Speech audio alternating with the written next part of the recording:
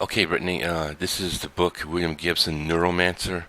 He's hailed as the godfather of cyberpunk. He's been credited, as I've been told, for inventing the terms cyberspace and virtual reality. This woman's video, Why Do We Love Cyberpunk, kind of elaborates on the genre and everything. I know that I'm trying to talk to you more about the artwork. You can see her artwork, the black lipstick, little computer circuits by her eyes and her chest. Um, but just to give you a little background, uh, so whenever you do the artwork, you'll kind of have the idea where it came from. In her video, she says you gotta have an anti-hero. It's a dystopia. Um, my own thing that I put in, the human body interface with the computer circuits all over the body or inside the body. It's usually more relevant with having to do with the eyes or the hands because it's computer interface. You use it with your hands and your eyes, which you're taking in to look at, and with your information you're putting in with your hands. Another thing that she said was hyper technology is in their own hands used for evil. Big corporations, big corruption, powerful people, uh, non-conformity, Rage Against the Machine, want us to be robots. And she says, if it's not worth doing a backflip with dual pistols, it's not worth doing it at all. So that it's a little bit of the storyline background, the relevance and everything. The idea is that computer use has gotten so intimate and so advanced, it starts to invade our bodies. Instead of it being like these water-cooled giants in the 60s or something like that, like smartphones are getting, smart devices are getting now, it's something to where it actually becomes part of our body. So you can argue that it's more like an invasion of the body. And the storylines tend to be pretty ghoulish, a lot of the anime. I'm not sure if gore is your aim for any of your designs. Um, so I had mentioned some of the computer implants in the body. If you might have like a little blood on the outside to show like a fresh implant or something that's underneath the skin, or a dried blood on a computer circuit, but keep it kind of mild instead of like excessively, you know, disgusting or something like that, like horror or something, you know. But because it has a dark genre and a dark world to it, you might have a little bit of that. The eye implant thing, this is a video game called Hard Reset. A lot of detail on this cool thing. It's to enhance vision. It's something that you see through with this implant, and you can see more on the screen. You can see more in holograms and everything. They have recent technology that said it's supposed to be making more than virtual reality, called augmented reality. You put the headgear on your body and over your face, and you could still see the room around you, but you can grab 3D icons in the air. And that's supposed to be like the new tool, the new interface. So it's getting more towards holograms and 3D and things like that. In fact, some of my own software concepts I'm designing is centered heavily on that. The Borg in Star Trek, the eye implant. Now I know that, in fact, I think that they kind of, the other artists in Skin Wars disagreed with that guy. I forgot his name, but he made the styrofoam or the paper points and spikes over his model, and he sacrificed a lot of his time doing that, which he got criticized by the judges for in that episode that we saw last night. I know that you're aiming towards paint instead of actual props like these hoses and stuff. And one thing I had brought up with you last night, if you would put like maybe a contrasting red, like a bright red light over one eye closed, and on the eyelid, if you would do like the equivalent of 3 small pupils, so that would show that you don't have 1 pupil, you have 3. That would be kind of consistent with the cyberpunk genre, because you're enhancing the human body with computer interface. Also, the pale white vampire skin is another thing, because you're supposed to be more of a machine, more drained and everything. That would kind of fit the genre. And Seven of Nine's eyepiece on Voyager, it's more cosmetic for her, but kind of the same thing. Okay, this is the scene I mentioned to you about Ghost in the Shell. There's a scene where they have fingers, but a bunch of mechanical tarantula-like fingers come out of their fingers. So he's hitting a keyboard with a few hundred keys instead of 102 keys. It's the input has got to be enhanced. That's kind of the whole point. Now, this is something, the first thing you could use for a model, the theme of the body paint. It dawned on me when I saw this and this picture as well. I made this. This is from a magazine from like 1992. It's hexadecimal. It's a base 16 digit system that computers use to be rarely broken down into binary, because pretty much any geek will tell you computers think only in ones and zeros, because 16 is a power of 2, can be more broken down to binary. But anyway, this is what I would call more like a metaphor or a dream part of what you might paint on your model, because you have the circuits, you have the exposed circuits underneath the skin, on top of the skin, like a module on top of the skin, or you can have an implant inside the skin. You can have some peeled away skin, or you can have peeled away metal that is skin on one side but metal on the other.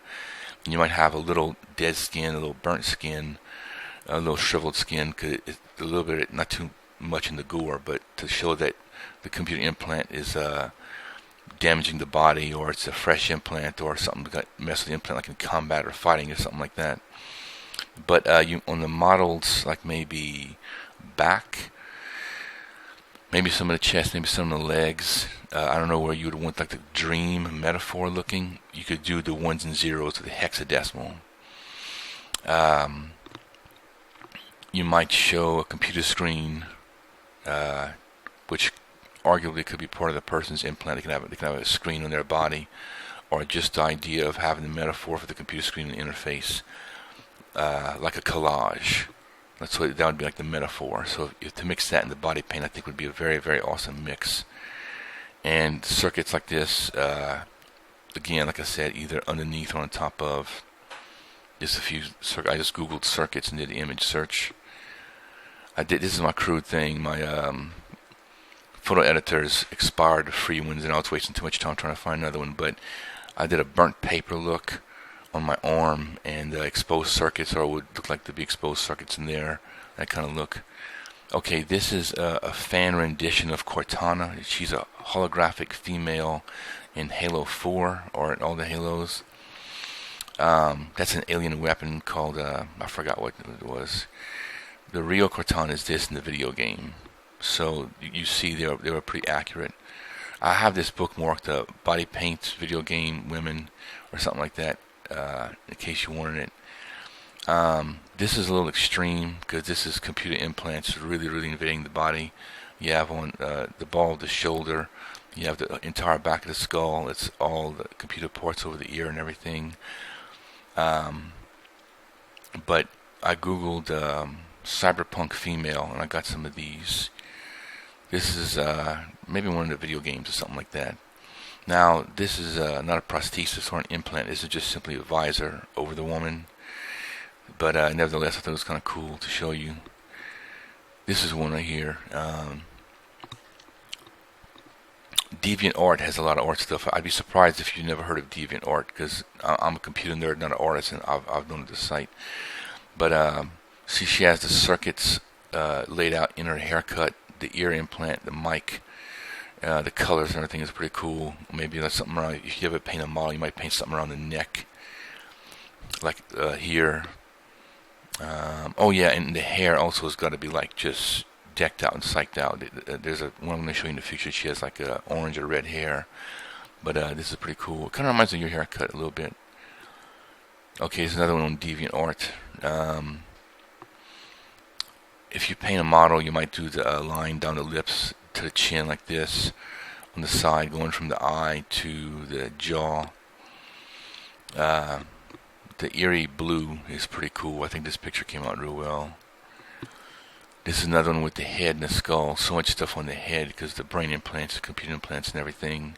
You have a little something on the arm and everything. This is something in the video game. I'm not sure if styrofoam or plastic props are your thing to have a model just like super decked out in Cyberpunk.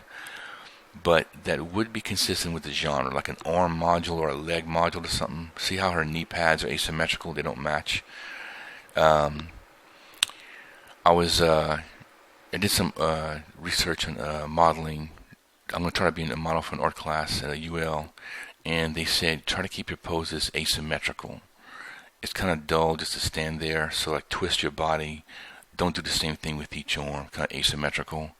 The Borg and Star Trek are like that.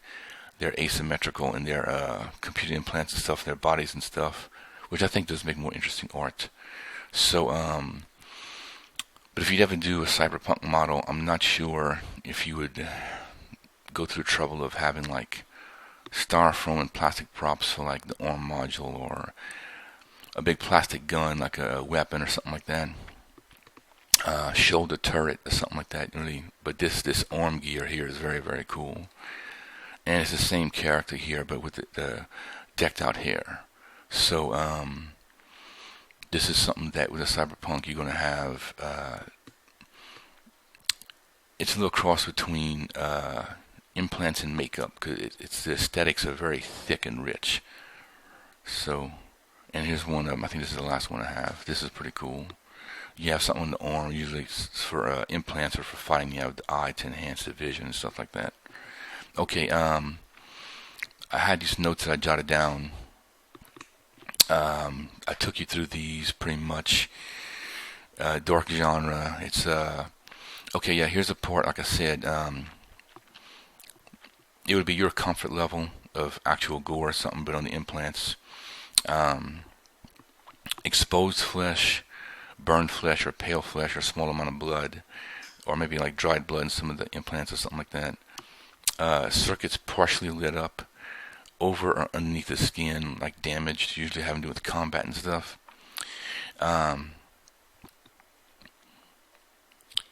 And if you have deeper components like metal rods, like maybe like 3 metal rods that replace the bone or something like that, if you have an exposed part of the arm in your model, and you have an open shaded area like that would be to simulate a hole or exposed hole, if you have a metal rod underneath into the side of one, you'd have to do the same work but have it darker, like shade or shadow. And I think that would be tough to do as an artist. For you it might be easy, but I'm just thinking that'd be kind of tough to do. Or if you want to do circuits deep within the arm or deep within the leg, you'll have to shade it, because you're trying to give that three-dimensional look, which I think is a challenge to an artist to do it underneath there. 3 pupils on a red eyelid with eye closed, as I kind of put it up with you before. And as you've seen before with that woman's knee pads, mechanical electronic joints drawn on the model's joints and keep it asymmetrical. So I think, from my limited knowledge of cyberpunk, to give you a little background on some of the storyline and everything, and how that would translate to body painting a model, I think this is pretty much wraps up the whole presentation. So I enjoyed myself last night. It was fun to meet you. It's the first time I ever met you.